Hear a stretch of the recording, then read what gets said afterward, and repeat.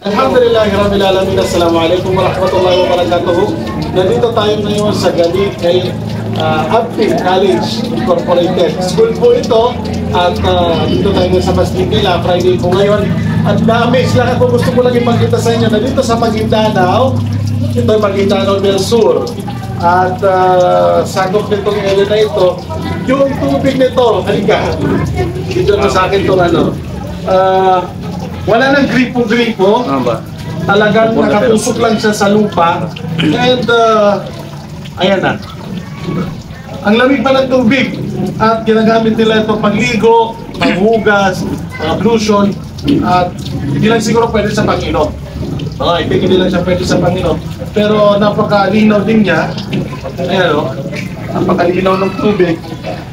Ito na yung tubig. Palagi na itong palanggana dito.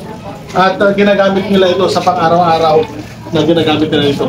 At mostly, yung mga kabahayan ay hindi gumagamit ng deep well or ng gripo kasi nga, meron na sila ganito. Napakabakiyaya kong lugar, ang lugar po ng Maguindanao dito sa bahay.